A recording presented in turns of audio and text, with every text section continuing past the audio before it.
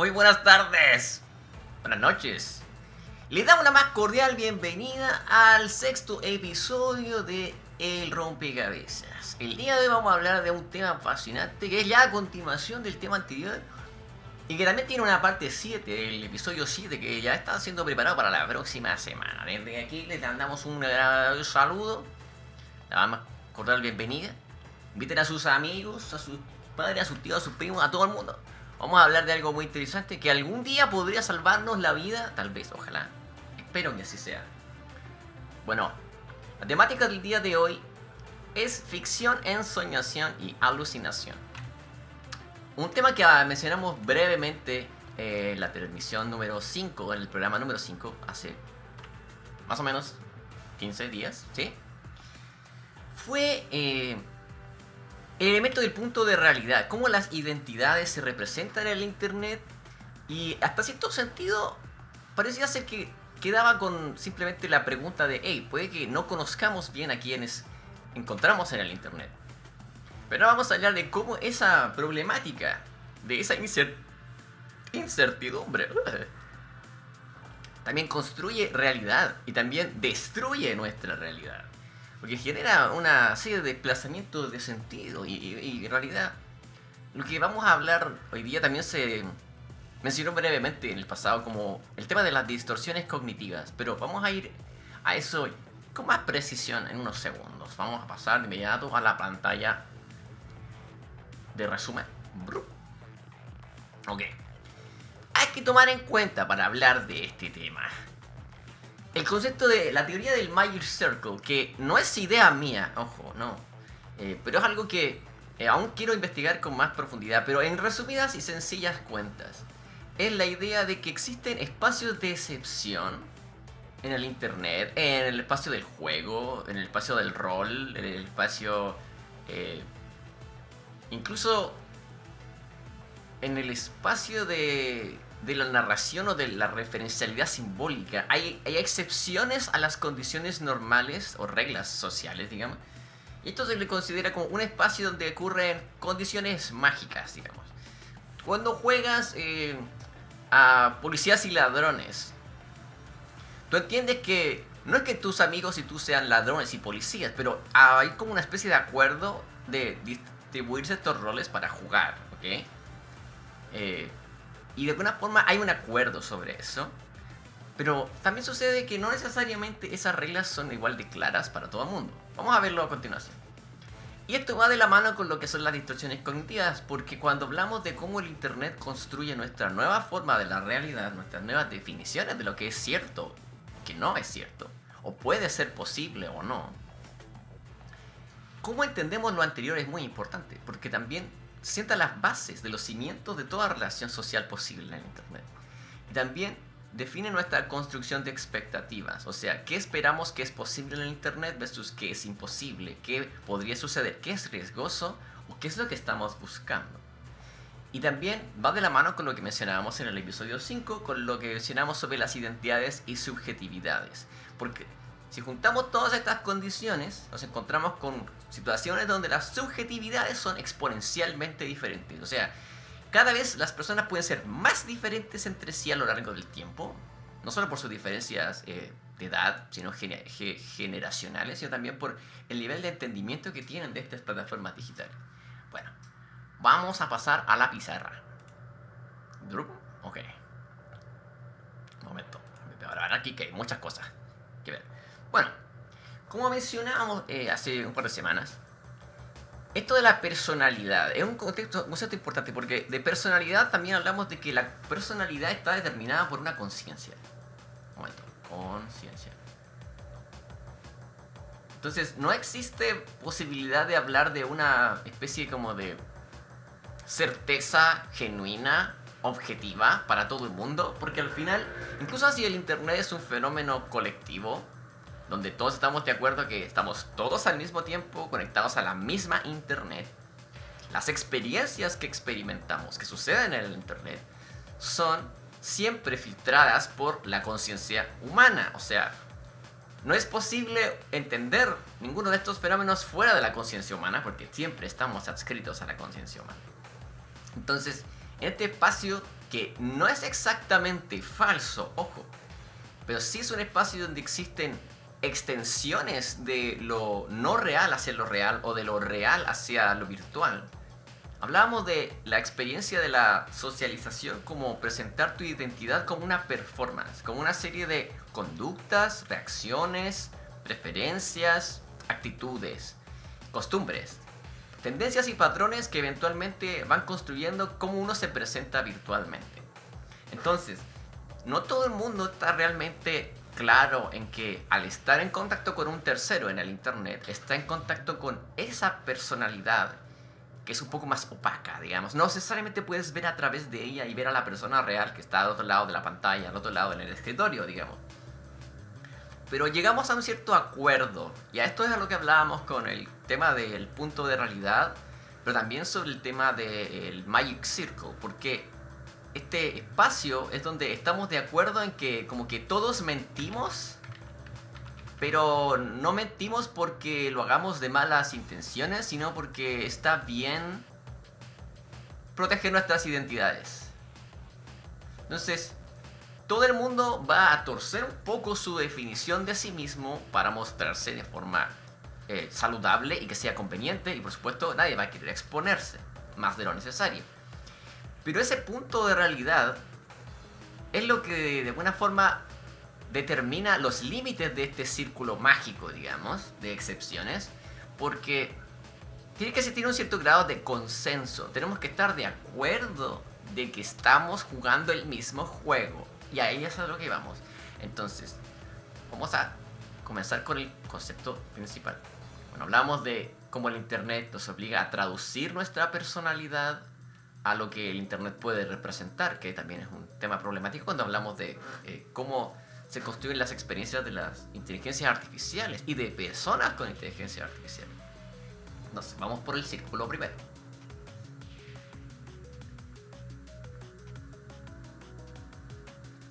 ¿Por qué es importante hablar de esta clase de cosas?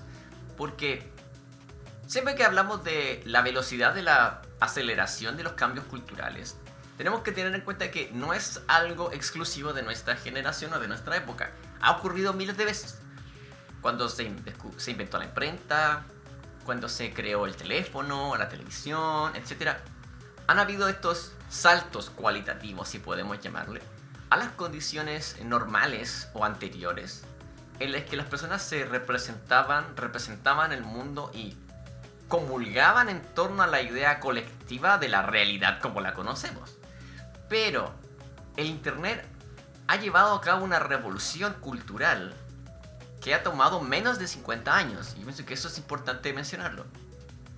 50 años. Porque incluso si somos muy optimistas respecto al desarrollo del internet, hace 25 años el internet no estaba al alcance de todo el mundo. No era tan, ¿cómo decirlo?, democrático, o estaba tan al acceso de todo el mundo. No estaba tan presente en las vidas de todas las personas, en cada hogar, en cada lugar. Cada servicio público tenía su servidor donde guardaba su base de datos, correos electrónicos. No teníamos eso, pero si bien existía una especie como de incipiente participación de la digitalización en la vida, desde el punto de vista de que, claro, las universidades compartían información, habían, bueno, quizás servidores de procesamiento de texto para páginas web o archivos que estaban empezando a digitalizarse, y digamos como que pasamos de ese punto a acá en muy poco tiempo. Eso es a lo que me refiero, que es como una especie de curva exponencial, y de hecho se menciona mucho también cuando se habla de el crecimiento de la inteligencia artificial, que también es exponencial, porque en 10 años el cambio, el avance es significativo. Entonces, por lo general, cuando sucedían estas cosas hasta antes de estos 50 años, cuando hacían estos saltos cualitativos en las condiciones de vida, de la cultura también, existían quizás ciertos, como, no sé si limitadores, pero existían como agentes e instituciones que servían como de barrera, como que delimitaban el fenómeno. Principalmente porque aún existía el periodismo tradicional. Con esto me refiero a que para ser periodista, para ser editor, tenías que ser un profesional, tenías que haber adquirido un cierto grado de conocimiento, un grado de experiencia, tenías que tener un cierto grado de validación de parte de una academia o de una institución que te dijera, ok, usted está preparado para ser un agente de noticias, para ser periodista y hablar en medios. Pero hoy en día, cuando todo el mundo tiene acceso a crear contenido, y me incluyo yo también, esa responsabilidad por decir la verdad cambia mucho. Y qué es verdad y qué no es verdad se vuelve un tema muy complicado y muy, muy delicado. La línea entre la desinformación y la creatividad, o más bien la libertad de prensa, es compleja, sobre todo cuando hablamos de espacios donde existen muchos perfiles artificiales. De hecho, eso ya es un asunto que se ha comentado muchas veces, como en ciertas redes se han creado perfiles falsos para generar tendencias y llevar a las personas hacia ciertas opiniones, generando hilos que favorezcan cierta forma de ver las cosas. Entonces, esto es lo que denominamos como un espacio donde las reglas del resto del mundo no aplican igual. O sea, por ejemplo, en Reddit, en Instagram, las personas usan una jerga, usan cierta estructura de comentarios, recurren a cierta semántica, digamos, eligen ciertas palabras para hacer chistes, para representar lo que dicen, que quizás en un espacio aleatorio, en el mundo real, no tendría el mismo valor. No lo podrías pensar con el mismo contexto. Entonces, este espacio del Magic Circle es también el contexto. La diferencia con lo que sucedía hasta hace unos cientos de años cuando habían avances es que el contexto estaba dado por agentes e instituciones que de alguna forma tenían una cierta cuota de más que de veracidad, pero estaban como a prueba, estaban siendo constantemente mejorados en discusión y existía como una especie de jerarquía, para bien o para mal, entre los que definían el contexto y te enseñaban cómo usar el contexto y los que simplemente consumían el contenido dentro de ese contexto.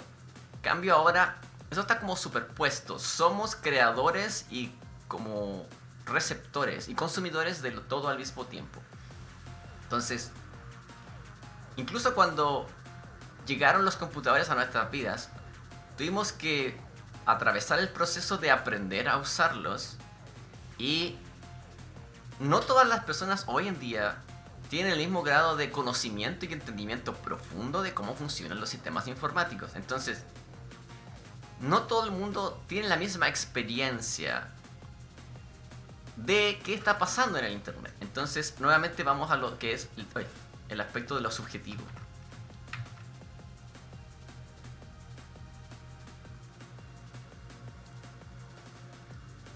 Leer un diario era relativamente algo que no variaba mucho de persona a persona. Era sentarse, hojear un montón de papeles y escuchar el contenido, bueno, en tu mente quizás, de lo que había en ese papel. Si querías enviar una carta, tenías que enviarla a un editor en el diario. Y el editor decidía si tu carta se emitía o no. Habían filtros, habían, digamos, como sujetos de tenía cierto poder en filtrar y decidir qué tenía espacio en estos contextos y qué no tenía espacio en estos contextos. Entonces, de alguna forma, el contexto estaba de alguna forma dado por poderes externos, por instituciones que tenían algún cierto grado de validación social, digamos. No era simplemente alguien que decidía que quería decir algo. Entonces, ese filtro permitía que este espacio fuera más nítido, esta barrera entre el resto del mundo y el Magic Circle, como describíamos. Entonces, En este Magic Circle entendemos que insultar a alguien en internet no conlleva una pena capital, no conlleva un castigo necesariamente. Ah, no, estamos troleando, estamos riéndonos, es un chiste. No porque alguien haga una referencia el gobierno alemán de 1933, ojo, esa persona es extremista. Porque la gente trabaja en estos espacios grises y de repente lo hace porque simplemente es entretenido. Porque esta cosa de la transgresión se vuelve también un lenguaje más. Pero todos entendemos que, a pesar de que estemos jugando a ser transgresores, en realidad esta persona no quiere hacer daño, simplemente quiere participar llevando a cabo esta experiencia subjetiva nuevamente, donde quiere sentirse entretenido a través de algo que es un poco problemático, pero que al final del día podría no lastimar a nadie. Porque, claro, las personas tienen que entender, ok, no me tengo que tomar esto tan en serio, porque de lo contrario, claro, podría ser tomado como algo muy, muy ofensivo. Entonces, reglas claras versus reglas difusas. Y por eso el tema del círculo mágico es importante. Porque ahora no sabemos realmente las reglas.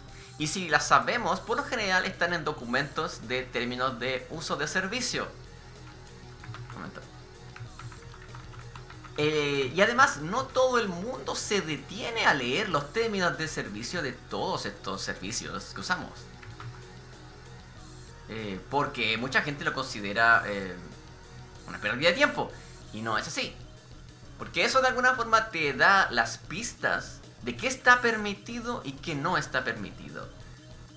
Aunque en la mayoría de los casos el límite del círculo mágico, digamos, este espacio que es como una isla en el mundo, en medio del océano, donde digamos como que vale, todo se vale. ¿Qué tanto todo se vale? Está determinado por cómo estamos de acuerdo en que distinguimos el límite entre lo que es isla y lo que no es isla. Entonces, como ahora no tenemos sujetos de opinión o autoridades de opinión, si lo podríamos llamar de esa manera, que nos digan cuáles son esos límites, la gente los define en comunidades cada vez más caóticas. Y eso genera distorsiones, donde hay personas que llevan a una conclusión muy distinta a la que otra persona llega sobre las mismas reglas. Porque no necesariamente la gente se sienta a decir, hey, esto está bien, esto está mal, esto es un juego, esto es una broma, esto es inapropiado, esto es inofensivo, esto es violento. Porque no hay un consenso necesariamente, la gente no se detiene a decir eso constantemente y muchas veces queda en manos de las comunidades moderar esos espacios por sí mismas. Entonces, no estamos diciendo que todo tenga que estar prácticamente regulado por un código moral que todos tenemos que seguir al pie de la letra, pero es bueno darnos cuenta de que muchas veces esas formas no están escritas en piedra, sino que son resultado de cómo la gente lleva a cabo y ejecuta esas reglas, cómo las respeta desde lo pragmático, o sea, desde las acciones. Entonces, lo que puede ser válido para una persona puede no ser válido para otra. Entonces, volvemos a lo subjetivo. Y desde aquí viene el tema siguiente, que es, si estas reglas son claras o difusas y están en un espacio subjetivo donde creamos y consumimos por igual, no tenemos necesariamente a alguien que nos dice que está bien y que está mal. No vivimos como en una época donde sí o sí todo el mundo obedece los 10 mandamientos o cosas por el estilo. E incluso hay gente que, bueno, a pesar de que sea gracioso decirlo, hay comunidades dentro del cristianismo que respetan diferentes áreas del canon y no están de acuerdo. Entonces, bueno, es un muy buen ejemplo. Entonces, aquí es donde esto... Uy, ¿qué pasa acá?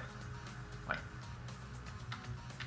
se complica porque nadie tiene una idea absoluta, omnisciente, de qué es real, menos en el internet. Y sobre todo porque el internet no representa la realidad, es una extensión de la realidad que es real, pero no está en la realidad, sino está en información. Entonces, si hay distorsiones cognitivas, porque todos las tenemos,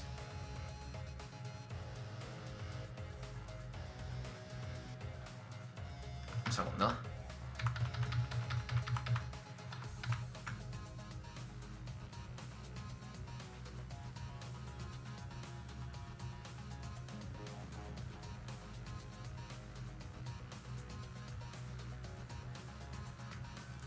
Si hay distorsiones cognitivas y alguien interpreta algo de una manera diferente, con mayor gravedad o mayor seriedad que otra, es muy difícil hablar de un evento real. Y lo digo desde el sentido de que no es que todos los eventos se disuelvan en el aire y en la posmodernidad nada tenga sentido, ¿no? Sino que cualquier persona podría decir, ah, no, es que me estás malinterpretando. Ah, no, es que esto en realidad no es lo que yo quise decir. Y es muy fácil sacar de contexto el contenido y convertirlo en otra cosa. Y de alguna forma no tomar agencia por las consecuencias de esas acciones, dichos, contenidos o conductas, si podemos llamar. Entonces, lo que nos encontramos con que el punto de realidad es muy frágil. Entonces, por lo general, cuando estamos en un espacio comunitario donde podemos coexistir con personas reales, digamos, existe una historicidad que nos permite darle coherencia a las acciones de los demás. Y dice, ok, esta persona es mi amigo porque se acuerda de lo que hice el verano pasado.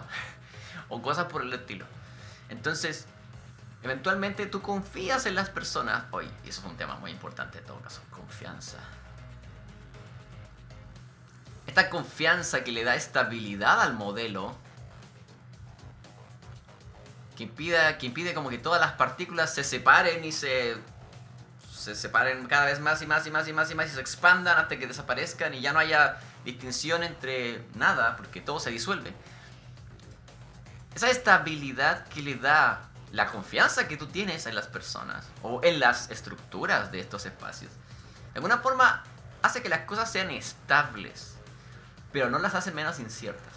Entonces, ¿podrían todas estas personas sentir estabilidad y confianza en un sistema basado en errores, basado en mentiras? Y mientras nadie lo cuestione, podría parecer así. Entonces, es como que cada mundo es posible en el internet, hasta cierto punto, mientras la gente esté de acuerdo. Entonces, lo subjetivo nuevamente gana mucha fuerza porque tiene mucho que ver con el consenso, con el acuerdo, pero pocas veces tiene que ver con el debate, porque la gente ya no se detiene a debatir estos temas. O sea, nosotros lo hacemos porque, bueno, nos gusta, pero la gente no necesariamente se detiene a debatir estos temas porque no parece emocionante, no parece entretenido, no parece útil, pero es muy importante, sobre todo en estos periodos de gran cambio paradigmático, como llamábamos anteriormente. Entonces, hay un punto en que mientras menos debatimos las condiciones en las que estamos haciendo esto, si nos cuestionamos si las reglas son justas todo el tiempo, eventualmente vamos a ir haciendo ajustes, me imagino, desde el punto de vista de las mejores intenciones que podríamos tener.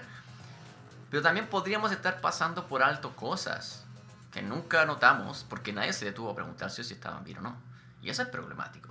Entonces, cuando hablamos de ficción, ensoñación y alucinación, hablamos de que en el espacio del juego, del internet, hay muchas cosas que no son reales, son ficciones. Y son videojuegos, son muerte, destrucción, disparos, FPS, me explico. Y entre eso y lo que sigue, la gente construye algo así como un aura sobre sí misma, que mientras sea coherente con su experiencia y su performance, como explicábamos, parece que esa persona está siendo real a sí misma. Pero mientras nadie cuestione eso, parece que pasa inadvertido. Pero eso no es equivalente a lo real.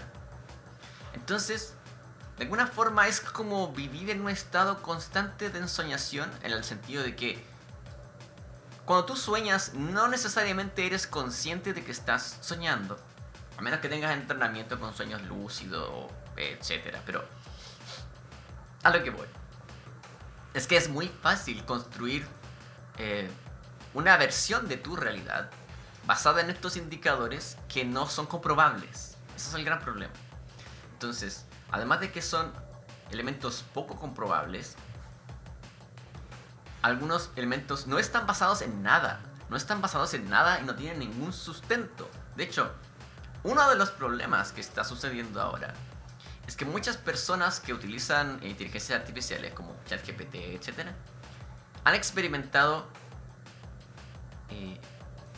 casi como experiencias místicas, porque de alguna forma las inteligencias artificiales vigentes son capaces de ofrecerte una experiencia de tanta precisión o de tanta seguridad, porque claro, la computadora confía en que su cálculo es correcto, pero su cálculo está basado en antecedentes e información que no es equivalente a la verdad. Porque, ¿qué es la verdad y qué es la realidad cuando hay sesgos? Entonces, algo que suena inteligente o certero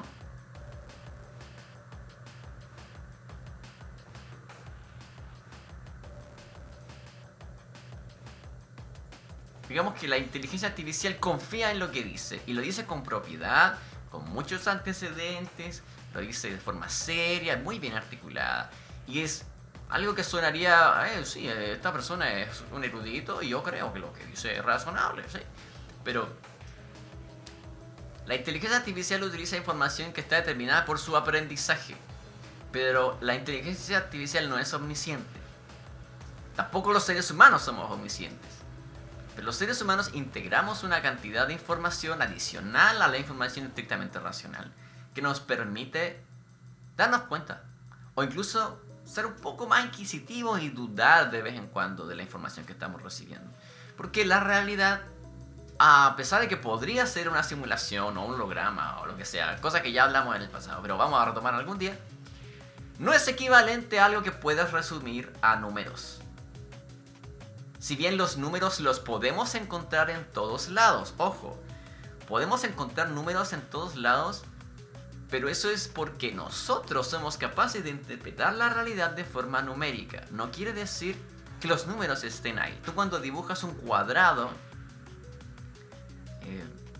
es un cuadrado, pero no hay un número 1, 2, 3, 4, no hay números alrededor del cuadrado o del cubo flotando que te diga la cantidad de aristas o caras que tiene este objeto, a menos que tú los dibujes. Entonces, la matemática es más como un lenguaje con el que hemos podido interpretar la realidad que la realidad en sí misma. Entonces, hay espacios de lo extra cognoscible, como que la inteligencia artificial no puede entender lo que no puede experimentar. Y si la inteligencia artificial no puede experimentar miedo, dolor, pena, sufrimiento, no es capaz de ponerse en nuestro lugar y generar en base a eso una comparación de experiencias. Entonces la realidad que está construyendo es estable desde el punto de vista de que tiene sentido desde el punto de vista del discurso, pero no es equivalente a la verdad y no es equivalente a la realidad. Entonces, muchas personas pueden ser muy fácilmente convencidas por lo que dice una inteligencia artificial. Y de hecho ya está sucediendo porque ya están haciendo pruebas. Y el test de Turing, que es lo que escribíamos también en el pasado, que es esta prueba que hacen a la que someten a las máquinas para ver si son capaces de engañar a un operario y hacerle creer que es humana, ya están sucediendo y ya están logrando pasar la prueba.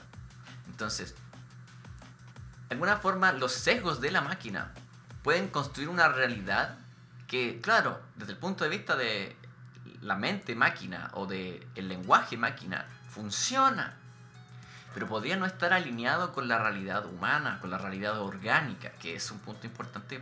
Podríamos hablar en otro momento. Déjame seguir. Entonces, ok, cuando el mundo se empieza a volver así como una cosa extraña y un poco misteriosa, porque también tengamos en cuenta que no todo el mundo tiene el mismo dominio de las herramientas técnicas del internet. No todo el mundo tuvo que crecer usando Microsoft Windows 95, 98. Mucha gente que usa el internet hoy en día, incluso programadores, desarrolladores, diseñadores de videojuegos, etc., simplemente aprendieron las herramientas contemporáneas y las aplicaron, pero quizás no tuvieron que vivir la experiencia de tener que desensamblar un computador como eran los computadores hace 20 años, o ni siquiera se dedican a armar computadores ellos mismos, cosa que es un poco absurda, pero yo lo considero un pasatiempo interesante. Pero el caso es que ahora el hardware está pensado para que sea más fácil de usar, pero no necesariamente nos hace a nosotros más capaces de entender cómo funciona. Y es problemático, porque eventualmente llegaríamos a una situación en la que una pequeña minoría de gente sabe realmente cómo funciona la computación, pero el resto de la gente que usa esa computación no la conoce tan en profundidad, y es muy fácil pasar entre medio cosas o de alguna forma dejar pasar sesgos que benefician ciertas tendencias en ese proceso, como lo que describíamos sobre el caso de los bots en Twitter, por ejemplo. Entonces, además de esto, sucede que no porque esto tenga forma en el mundo del internet es equivalente a algo cierto. Entonces tú puedes encontrar mucha información sobre la Tierra plana, por ejemplo. Y si tú alimentas a una inteligencia artificial solo con información de la Tierra plana, todas sus respuestas van a incluir que la Tierra es plana, aunque la Tierra no sea plana. Entonces, la inteligencia artificial no va a detenerse a ir en contra de su programación, porque eso es todo lo que existe en su mente. Su mundo, su círculo en el mundo es todo esto, pero lo que la computadora entiende solo es esto. Y claro, todo lo que quepa ahí lo va a entender, pero muchas cosas cambian de perspectiva, cambian de forma cuando vemos la imagen completa. Es como lo que por general se menciona cuando se habla de la teoría del framing o del encuadre. Que claro, puedes mostrar una persona con un arma y dices, oh, esta persona es violenta, está asesinando personas, pero no puedes dar, pero quizás resulta que afuera del cuadro esta persona está siendo amenazada con armas de fuego. En realidad esta persona no es el malhechor, se está defendiendo. Entonces ahí la información adicional que está fuera, digamos, de la mente, de la máquina, te permite leer las cosas de forma distinta. Entonces, si tratamos de dibujar el mundo y de contener la realidad en las máquinas, podríamos caer en este problema de que la máquina no puede representar todo el mundo tal y como es. Quizás, al menos mientras los computadores cuánticos no sean de uso doméstico, por lo menos. No puedo dar certeza de eso. Pero el agua es agua independiente de si la llamas agua. Los árboles son árboles y crecen independiente de si los ves. La polución sucede independiente de cómo la llames. El fuego quema independiente de si tiene sensores para detectar el calor. Entonces, un robot que es insensible al calor no va a poder experimentar el fuego como es. Y eso lo hace menos capaz de leer la realidad, claro, porque hay un sesgo. Entonces, cuando hablamos de expectativas, de alguna forma, a la hora de construir nuestro mundo, de alguna forma tenemos que hay una idea de causalidad. Entonces, si tenemos un problema y los materiales y condiciones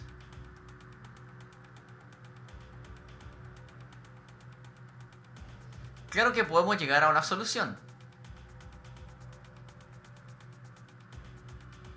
Pero puede que esta solución no esté alineada con el problema si el problema no está bien delimitado, si no vemos el real alcance del problema.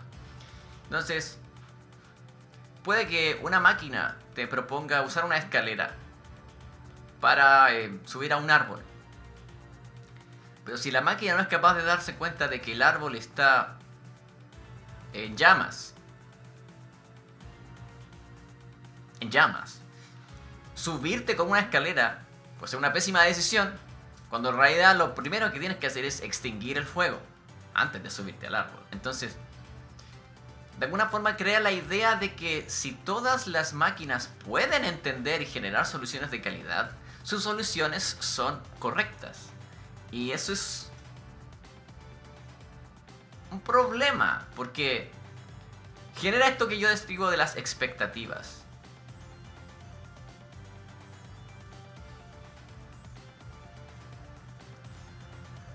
Si creces en un mundo donde todos los autos son modernos,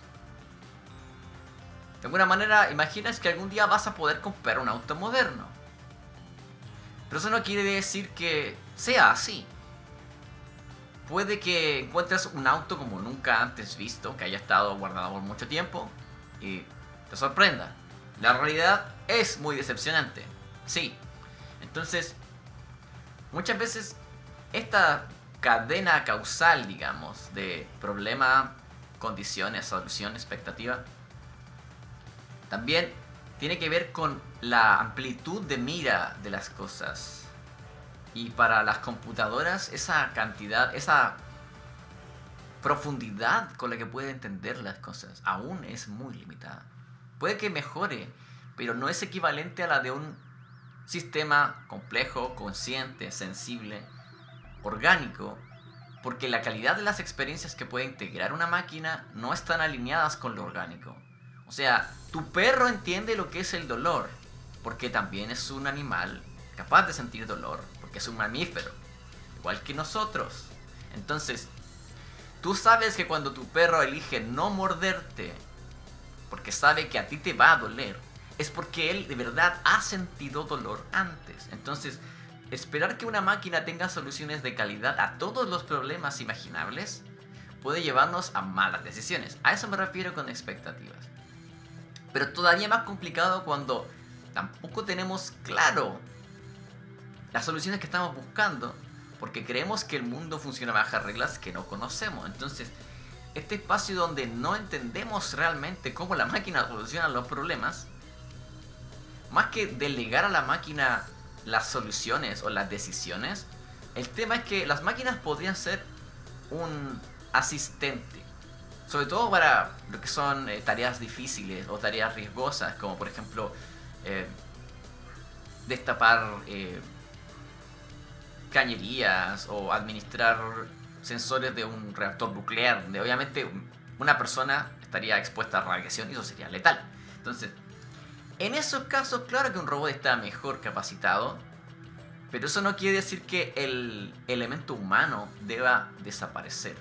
El elemento humano es muy importante. Y no solamente en el sentido de que el humano esté constantemente vigilando o observando, sino que las decisiones más importantes, pienso que deben seguir estando en manos humanas. Porque las máquinas tienen como límite lo que los humanos les pueden enseñar. Y los humanos tampoco somos omniscientes. Pero fuera de la escala de las máquinas, la realidad no es equivalente a lo que puedes traducir al lenguaje computacional. O sea, cuando una manzana cae de un árbol, ocurren muchas cosas, además de que hay un desplazamiento de la manzana verticalmente. Y si el robot solo se enfoca en el desplazamiento de la manzana, va a pasar por alto que quizás hay un pájaro en la rama que escapó. Y como escribí anteriormente, la amplitud de lo que puede ver la máquina afecta el resultado.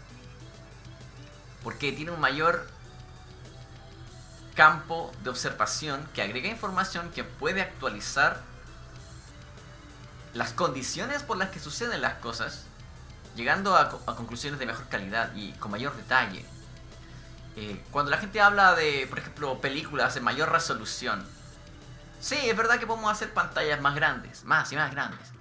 Pero al final del día, los ojos humanos tienen una resolución máxima, que está determinada por las células que hay en la retina. Entonces, no importa cuántos hertz por segundo, o sea, cuántos hertz tenga la pantalla, cuántos FPS pueda renderizar tu sistema. Tus ojos son el límite.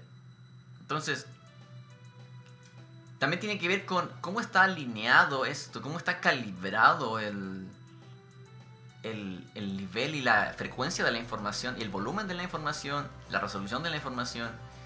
Y a eso voy con lo de las expectativas, porque también si las máquinas empiezan a cumplir con todo lo que nosotros les pedimos, también puede suceder que perdamos contacto con qué tan difícil son hacer las cosas. Entonces, un ejemplo perfecto de esto es el tema de la IA generativa, porque la IA generativa puede hacer una obra, un paisaje, etcétera, o una ilustración en segundos, literalmente en segundos. Pero el esfuerzo necesario para hacer eso como un ser humano es tremendo a lo largo de la historia, porque para poder llegar a hacer esa imagen hoy, hay miles de años de cultura detrás que te permitió llegar a eso. Entonces, si omitimos eso, solo porque la máquina parece hacerlo muy sencillo porque le da menos tiempo, olvidamos que para poder llegar a ese lugar, tuvimos que enseñarle a la máquina años de desarrollo humano. Entonces, de alguna forma como que omite la historia de las cosas. Y eso de alguna forma genera como un esquema de pensamiento un poco falaz. Como, en realidad, sí, es verdad que los programadores aprendieron a calibrar la máquina y a decirle a la inteligencia cómo hacer cosas, cuántos pasos, el offset, digamos, todas las decisiones y la resolución, etc. El uso del color. Pero todo eso está basado en que la experiencia humana llevó miles y miles de años desde dibujar en las paredes de las cuevas hasta hoy, para dibujar. Entonces, el proceso de construcción del arte no es tan sencillo ni se puede reducir a la cantidad de tiempo que toma entre escribir un prompt y tener una imagen. Porque eso no es el verdadero tiempo y esfuerzo que toma hacer eso. Ya que hay que considerar la electricidad, hay que considerar el tiempo, y hay que considerar el esfuerzo completo, digamos, de una cultura y de una civilización para llegar a generar computadoras. Entonces, en realidad no, la máquina no se demora 10 segundos o media hora en hacer una imagen. Es resultado de cientos de años de evolución y de desarrollo humano que permite eso hoy. Entonces no es algo que simplemente pueda decir, podemos reemplazar a los artistas con IA. No es así. Y creo que es un problema que mucha gente ya se ha detenido a discutir en el pasado. Pero creo que deberíamos hacer un episodio especial sobre eso. Bueno, como mencionaba, expectativas en el internet.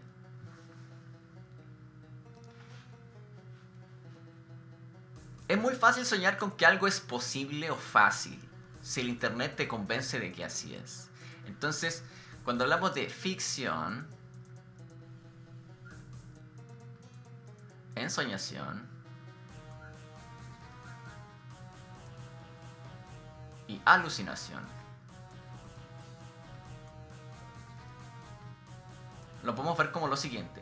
La ficción es algo que no es equivalente a la realidad, pero es distinguible de la realidad. Tú te das cuenta cuando una película no es real. ¿Por qué? Porque sabes que así no funcionan las cosas en la realidad. Entonces, de alguna forma, la ficción, ok. La ensoñación es cualquier cosa real posible que sucede en tus sueños y más, pero ocurre en un espacio de excepción.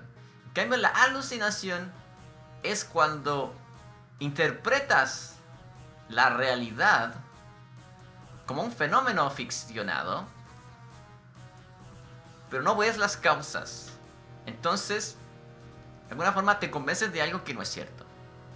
Y es muy sencillo que en esta época, donde también en el internet no se muestra toda la historia de las cosas, es muy fácil encontrar imágenes de gente compartiendo sus fotografías del almuerzo, de su cena, de su salida, de sus paseos, etcétera.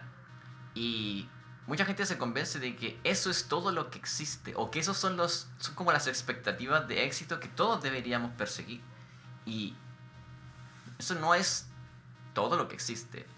No toda la gente está buscando vivir en Dubai y tener 57 Lamborghinis.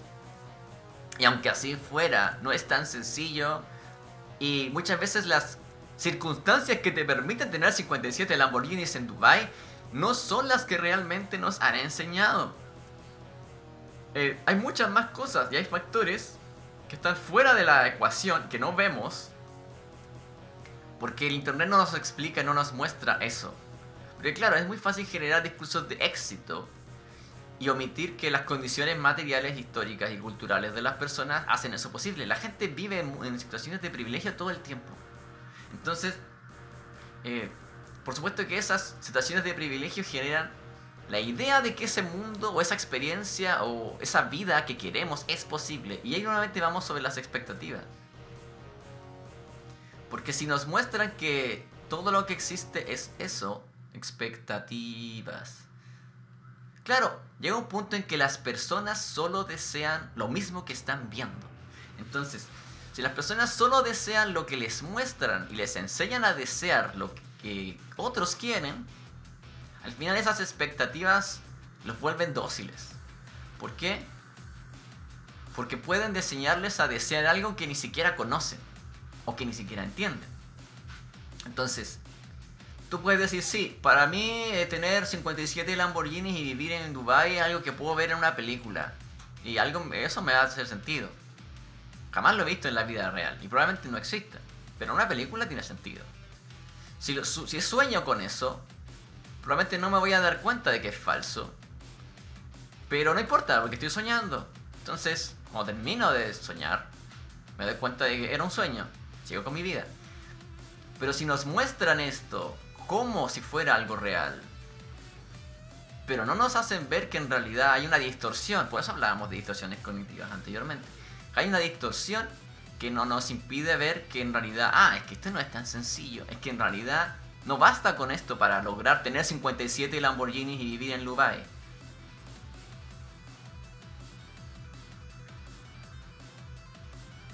Un ejemplo que siempre me ha llamado la atención hacer a la gente es... O sea, es una pregunta más bien. Por ejemplo, preguntamos a las personas, ¿cuánto es $1.000.000? Y la verdad, ¿cuántas personas realmente son capaces de entender la magnitud de lo que es $1.000.000? Porque en el transcurso de nuestras vidas es muy difícil que lleguemos a manejar $1.000.000. Y aún así, la cantidad podemos verla escrita, porque tampoco es un Google, no es un número gigante, pero no necesariamente tenemos conciencia de cuántas papas fritas podemos comprar con $1.000.000. Y aunque pudiéramos, probablemente jamás vamos a experimentar esa misma cantidad de papas fritas en nuestra vida. O quizás lo vamos a hacer en el transcurso de toda nuestra vida, si somos muy buenos para comer papas fritas, si nos gustan mucho las papas fritas. Pero el tema es que, de alguna forma, esto de los 57 Lamborghinis y Dubai significa una cantidad de dinero que mucha gente jamás va a ver en su vida. Entonces, por eso es tan problemático, porque, claro, los millonarios, los grandes inversionistas, empiezan a generar un modelo de vida y en los medios representan ese modelo de vida. Y la gente sueña con eso, pero no necesariamente lo entiende. Entonces, claro que eso después genera otro problema, que son las frustraciones. La gente está frustrada con un mundo que desea, pero que no sabe que no existe. O sea, por eso hablamos de ficción, ensoñación y alucinación. Porque la gente está convencida de que quiere esto, pero en realidad puede estar deseando algo que no es viable, no es posible y quizás ni siquiera saludable. Y con esto voy a hacer un pequeño paréntesis. A mí me llama mucho la atención las discusiones que se han dado en el internet en los últimos años sobre los efectos del entretenimiento para adultos, la pornografía, entendámosla como los contenidos, videos que se pueden encontrar en streaming en plataformas gratuitas o de suscripción. Pero no vamos a ahondar en profundidad sobre eso. Pero me refiero a... no como en el sentido de lo que es la pornografía en el sentido amplio. O sea, porque los dibujos primitivos, la Venus de Willendorf, hasta cierto punto sigue siendo arte pornográfico. Pero no está en la misma línea. No me refiero a eso. Sino como un formato de consumo que ya está expandido por el internet y por el mundo, que de alguna forma genera una idea de que las relaciones sexuales son esto, pero en realidad las relaciones sexoafectivas son todo esto y más. Entonces, si solo estamos viendo esta parte, la gente sigue deseando solo eso, pero olvida que necesita desarrollar y comunicar y conectar en estas otras áreas. Y luego eso genera que las relaciones se vuelvan menos significativas quizás, pero esto de que la gente tiene un deseo por experimentar esas experiencias que ve en estos contenidos, cuando en realidad esos contenidos no son una representación de la realidad, jamás lo han sido. Y el propósito de esto es generar una idea superlativa, o sea, una exageración fantástica. Ficción, una vez más, de esa experiencia. Entonces las personas empiezan a sentir una especie de deseo, o incluso podríamos decir, el líbido de las personas empieza a estar como arrastrado por esta gravedad, digamos, de este imaginario colectivo también, de cómo deberían ser las relaciones sexuales, pero no está basado en experiencias sexuales reales, sino de cómo se imaginan que deberían ser. Entonces, es nuevamente como el típico ejemplo de las historias de Disney, que también es un tema aparte, que es como... hasta un cierto momento las historias de Disney siempre hablaban de finales felices, o de princesas que encontraban a alguien con quien casarse, y hasta ahí llegaban las historias. Pero lamentablemente, asumámoslo, eso no está alineado con la realidad. Y ninguna historia de nadie termina así, o sea, eso solo es una etapa. Ni siquiera es un viaje del héroe completo, o sea... el resto de la vida, de las dificultades y desafíos de una persona en un matrimonio, no caben en una obra de Disney. Y si algún día hacen eso, hacen una película sobre la vida normal de alguien, nadie va a querer verla, o si la va a querer ver, va a tener que funcionar bajo otros criterios de marketing. No va a funcionar exactamente igual que las historias de la Sirenita, Blancanieves, Cenicienta, etc. Entonces, la gente en algún momento empieza a buscar en la realidad lo que desea porque se lo enseñó la ficción, no porque lo haya vivido directamente. Entonces, puede que tener 57 Lamborghinis en Dubai sea terriblemente desagradable o te lleve a tomar decisiones que podrías incluso de alguna forma podrías sentir remordimiento por esas decisiones, podrías tomar decisiones que lastimen a un montón de gente y a costa de todo eso tener tus 57 Lamborghinis. Y quizás puede que los consigas, pero quizás no te guste el precio real de conseguir tus 57 Lamborghinis.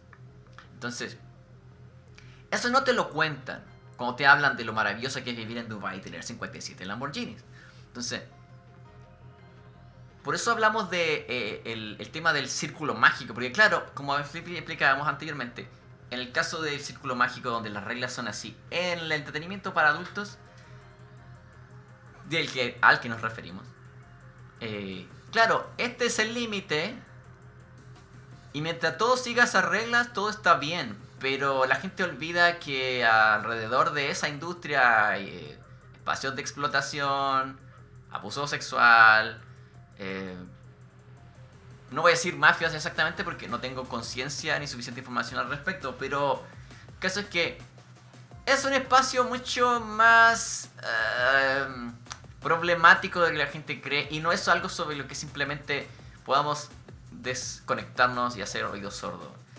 Incluso en la época en que el entretenimiento para adultos se ha vuelto algo que las personas comunes, digamos, pueden producir en forma doméstica, aún así las variables que determinan el éxito de esos contenidos parecen ser más como un fenómeno de...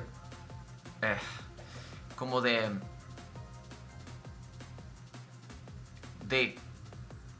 construcción de sentido común, pero también es como alguien... Es como que la gente le... Un segundo. No voy a decir que es adoctrinamiento, porque no es exactamente así. Pero la cosa es que aún así las variables de éxito siguen estando determinadas por fuerzas que pueden ser invisibles o que pueden no ser necesariamente benevolentes. A eso es lo que quería ir. Entonces, el tema de ver más allá de lo que nos muestran y tener una idea completa de la realidad es importante, porque finalmente nos lleva a desear cosas que quizás no nos hacen bien, que quizás ni siquiera queremos porque no las entendemos. Entonces, también sucede en el espacio de lo que sucede con las relaciones humanas en materia de lo que son las aplicaciones de citas, por ejemplo, que hay un montón de, ¿cómo decirlo? Como de... no sé si máximas, pero son como... Hay un montón de supuestos. La gente dice, no, es que las mujeres solamente buscan al 1% de los hombres. O que los hombres buscan esto y esto y esto acá y aquí. Y muchas veces la gente termina creyendo en esas tendencias y reconstruyéndolas. Es como, no porque sean reales, sino porque nos convencen. Y eso ya empieza a sonar como ideología, pero eso es un tema aparte, para un capítulo distinto. Entonces, esta distorsión cognitiva genera esta expectativa, y esta expectativa del mundo posible, de lo que podemos desear y conseguir, genera frustración. Y esa frustración también hace que las personas de alguna forma gasten energía y también se encuentren con emociones negativas. Pero también impide que las personas se relacionen con el mundo tal y como es y acepten esas limitaciones. Entonces, es como la adicción al azúcar o a algunas drogas. O sea, en la medida en que el sistema nervioso se acostumbra a recibir más y más y más y más y más y más, el umbral de tolerancia va cambiando. Y las personas necesitan emociones más fuertes, películas de terror más violentas y cosas por el estilo. Porque de lo contrario sienten que no es suficiente. Entonces, ¿qué es suficiente para cada persona? Cada uno lo decide, ¿no? Pero el tema de cuando estas variables o estos parámetros de lo que es suficiente están determinados por programas de computadora que siempre están beneficiando el área más popular de los contenidos, el espacio más deseable de todo, una idea de vida aspiracional basada en el lujo, que no necesariamente está basada necesariamente en una relación saludable con tu comunidad, ojo. Esta idea de que el éxito es posible a través del individuo, esta idea del Sigma Male, Christian Bale, ya saben. O sea, Christian Bale, Patrick Bateman, todo eso, mucha gente cree que es real, o sea, cree que eso es posible y que está bien, y no se lo cuestiona. Entonces, todas esas áreas afectan la forma en la que construimos el mundo posible que podemos imaginar. Porque si lo imaginamos, nuestro sistema nervioso lo siente, pero no necesariamente es cierto. Entonces, de aquí viene el último aspecto del tema, que es las subjetividades.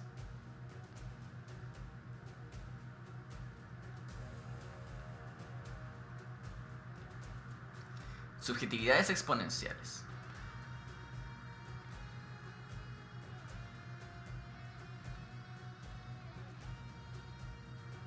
Mientras más personas caen en estos acuerdos sobre que esto es posible, esto es deseable, esto es lo que todos quieren que seas, las personas empiezan a sumar elementos a su personalidad, empiezan a asumir características que se consideran posibles o que otros van a buscar en ellos, digamos. Si las personas están buscando, como mencionaba, en el tema de las aplicaciones de citas, por ejemplo. Entonces, la gente se convence de todo eso. Lleva a cabo esa performance hasta que en cierto sentido se vuelve real, en el sentido práctico, pero no está basado necesariamente en algo real. Es como que todos juegan a ser payasos, pero no hay ningún payaso original.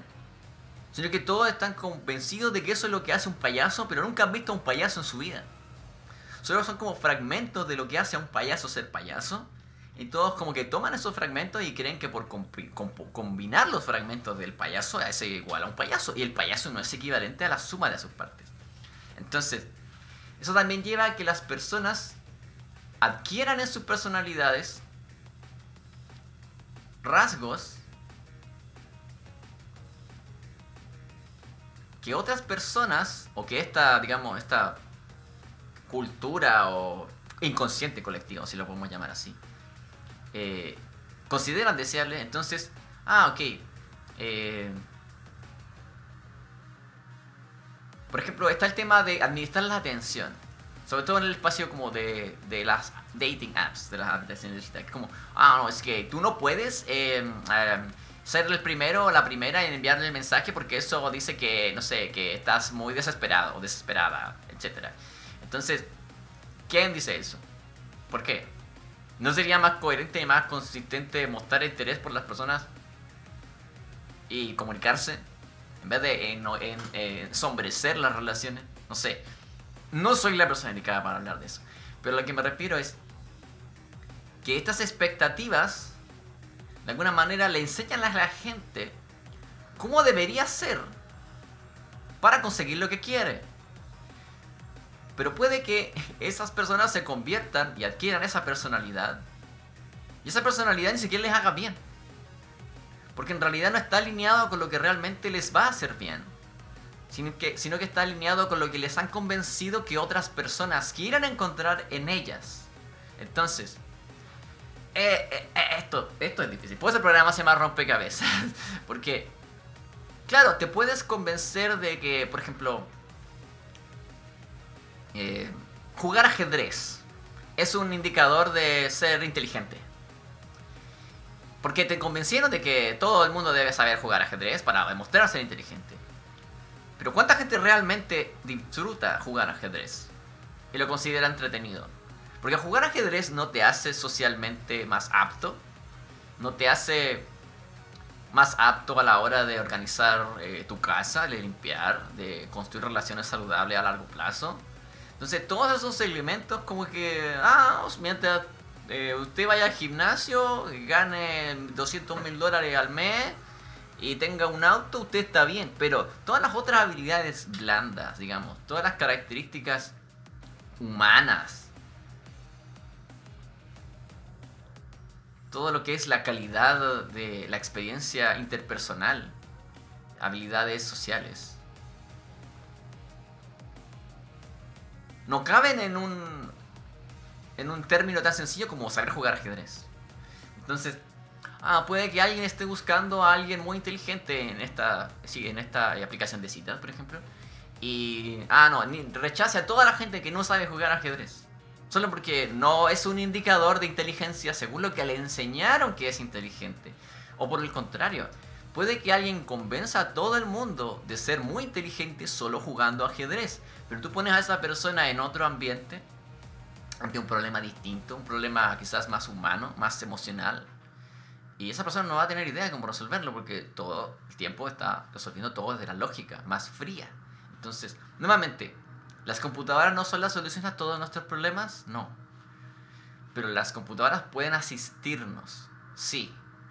El tema es que hay que conocerse como seres humanos vulnerables y hay que entender que lo que la cultura y los medios nos muestran son representaciones de la realidad.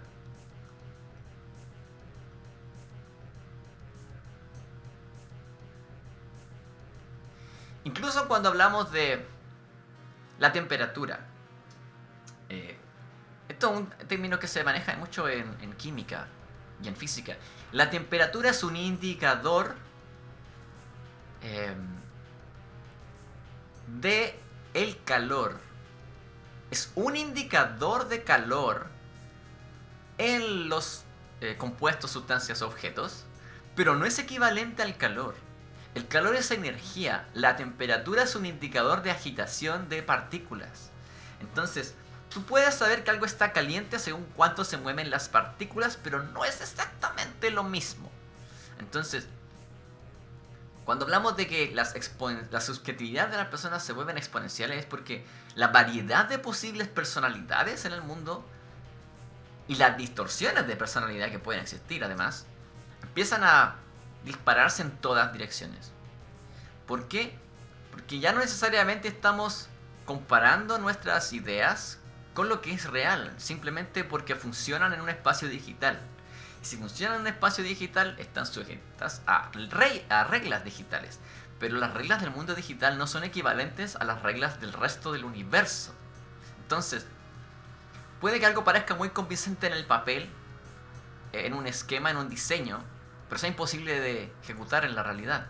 Entonces, tú puedes omitir un montón de elementos, un montón de fuerzas o condiciones, y hacer el puente perfecto, pero olvidar que para poner el puente necesitas poder llevar los tableros, los bloques, necesitas transportar todo eso e instalarlo.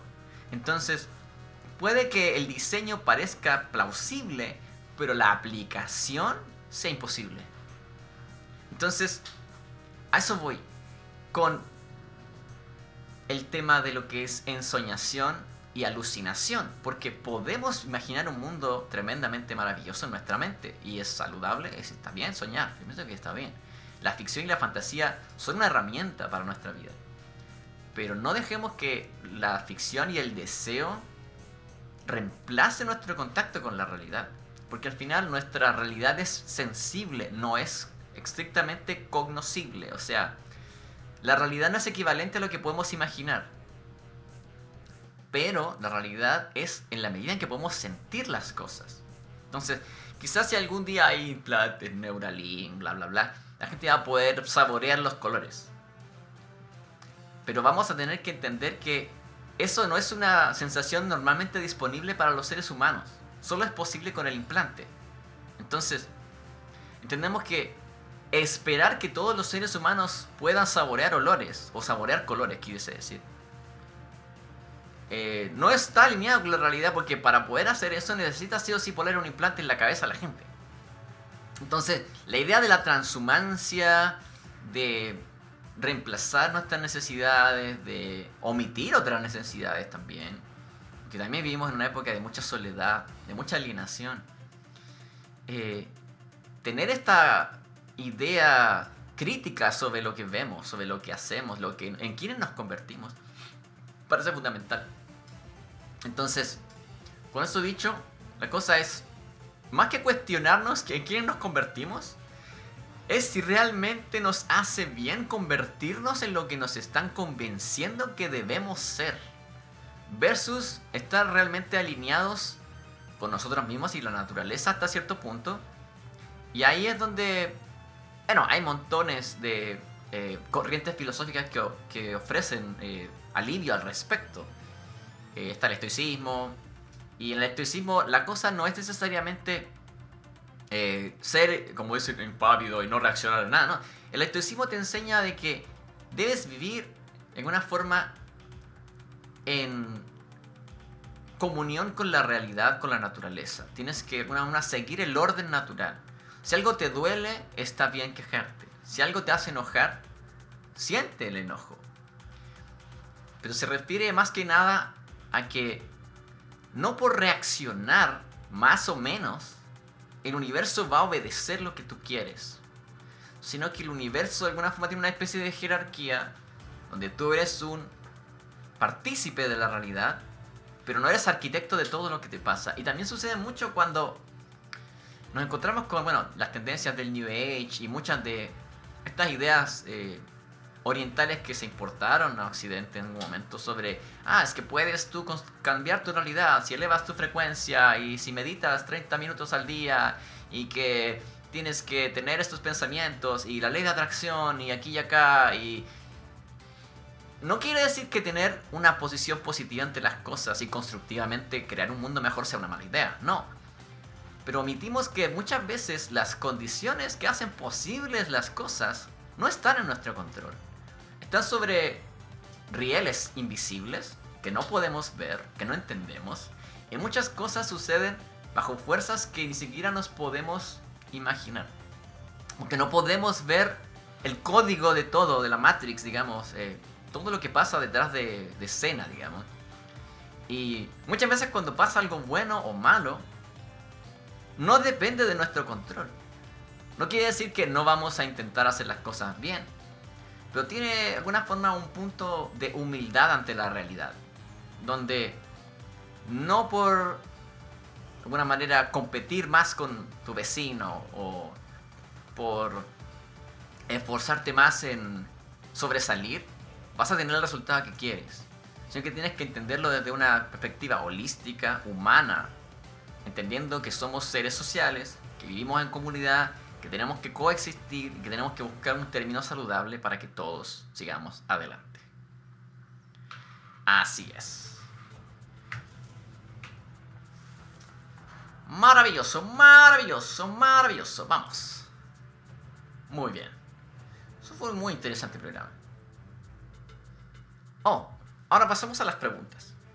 Bueno, voy a hacer las únicas 3 preguntas que dejé registradas aquí, brevemente. Bueno, más que nada como para dejarlas planteadas para el próximo programa. El próximo programa va a ser sobre el problema de la intimidad. Y bueno, muy interesante que habláramos de aplicaciones de citas y bueno, de las... ¿Cómo decirlo? Las fuerzas en competencia, cómo de alguna forma la cultura y los medios nos van enseñando qué es deseable, qué es posible, qué vamos a encontrar en una posible pareja o en un compañero o compañera de vida, etc. Y cómo nos mostramos desde nuestra vulnerabilidad cuando estamos sometidos a todos estos filtros y a todas estas máscaras sociales del mundo digital. Es un tema interesante. Entonces, la primera pregunta es, ¿acaso nuestras definiciones de la cultura han cambiado demasiado rápido? Porque hace 50 años, tener amigos estaba más determinado por tu espacio, digamos, territorial. Tú te hacías amigo de tu vecino porque vivía al lado tuyo. Porque estaba cerca y tenías acceso a esa persona en el mundo real. Y ahora que el internet amplía todo eso, casi sin barreras,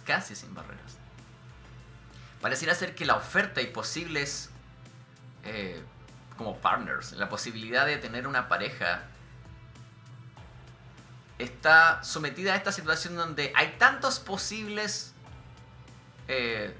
opciones, hay tantas opciones que ninguna parece ser suficiente porque la gente dice, no, prefiero encontrar a alguien mejor el día de mañana, o puede que esta persona no sea suficiente, o esta persona no está haciendo esto, o es que yo quería más pero no lo he encontrado y voy a seguir buscando. Entonces, de alguna forma, hasta hace un tiempo, y creo que esto también da para una discusión más larga porque yo no tengo el veredicto al respecto, pero la idea de la escasez de oportunidades ha cambiado mucho. Porque claro, ahora la gente puede trabajar conectada con todo el mundo, crear contenidos para todo el mundo, programas computacionales y venderlos a otro continente, a otro país, en otro idioma. Entonces, la idea de la cultura es menos algo adscrito a lo territorial, se ha vuelto algo más global, que de hecho es un concepto que se empezó a debatir mucho en los años 2000, que es la idea de la aldea global, pero ahora ya es una realidad. Siguiente pregunta. ¿Nos detenemos a contrastar nuestras definiciones de la realidad? Porque la idea de ser amigos, por ejemplo en el internet, tampoco es unánime. No todos tenemos la misma idea de lo que es tener un amigo. Tener un amigo en Facebook, o en Instagram, o en Discord, o en Twitter, etc.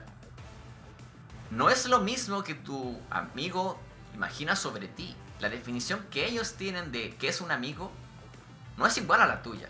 Pero puede que funcione. Pero no porque funcione significa que es equivalente. Entonces, ahí viene el tema de cuestionarlo. Y por lo menos ponerlo sobre la mesa, comentarlo. Decir, hey, ¿qué piensas de esto? ¿Cuáles son tus límites? ¿Piensas que, no sé, tus códigos de comunicación son compatibles con los míos? ¿Piensas que quizás estoy capturando demasiado tu tiempo? ¿Estoy siendo invasivo? ¿O quizás simplemente esa persona está expresando su forma efusiva de ser y está bien en su espacio cultural? De hecho, si comparamos a las personas en Sudamérica, en Europa, en Asia, es muy diferente cómo las personas viven la vida interpersonal. Entonces, por supuesto que van a haber diferencias en el espacio digital. ¿Cuestionamos nuestros conceptos de la realidad? ¿O aquello que desafía la realidad? ¿O los conceptos de realidad en sí? Porque constantemente estamos convencidos de que la realidad es lo que vivimos y es estable. Pero en realidad parece ser que la realidad es más frágil que nunca. Porque en un día aparecen 2, 3 noticias y pareciera ser que hay cambios tremendos en la historia del mundo. Y en 2 días, 3 días, 2 semanas, esa idea desaparece porque el mundo se olvida de ella y la vida sigue igual. Un gran ejemplo de eso son los eventos del 2020, pero eso es aparte.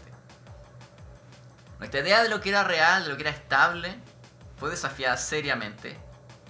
Y quién sabe qué tan normal es la vida después del año 2020. Pero lo cierto es que las personas se adaptaron, porque bueno, los seres humanos son adaptables. Pero también, ¿a qué nos estamos adaptando cuando aceptamos la realidad cuando está siendo actualizada por fuerzas fuera de lo que podemos ver? Invisibles, digamos. Bueno, eso ya está un poco en el territorio de la conspiración. Pero bueno, de eso se trata este programa, de hacer preguntas fascinantes y tener comentarios interesantes. Les recordamos desde ya que pueden revisar el archivo de estos programas en YouTube y en Twitch. También pueden seguirnos en Instagram, pueden acompañarnos con el hashtag del programa que es rompecabezas. Se escribe con 0 y 3, recuerden. En Twitter, y así vamos a tener el hilo de todos los contenidos asociados a este programa, que es en español, los miércoles. Todos los miércoles. Y recuerden que pueden enviarnos sus memes, comentarios, anécdotas, sugerencias. Bienvenidas siempre. Yo las revisaré personalmente. Y nos estaremos viendo el día sábado para un episodio más de Roller Coaster Tycoon. Finalmente tengo una idea realmente macabra que quiero aplicar. Vamos a poner en duda qué es realmente ofrecer un buen servicio y respirar. ¿Qué es la emoción? Pero en realidad, ¿cuál es el límite del sadismo humano cuando realmente tiene la posibilidad de ser omnisciente? No lo sé, pero lo vamos a descubrir. Estamos tratando de crear el parque de diversiones más mortífero del mundo y continuaremos con nuestra misión. Así que desde aquí les damos la más cordial despedida. Muchísimas gracias. Hasta la próxima. Sigan asombrosos, sigan cuestionándose la realidad, haciéndose preguntas interesantes. Pero al final del día relájense, que el mundo seguirá ahí, aunque no estemos mirándolo. Así que hasta la próxima, nos estaremos viendo el sábado. Y hasta entonces, see you next mission.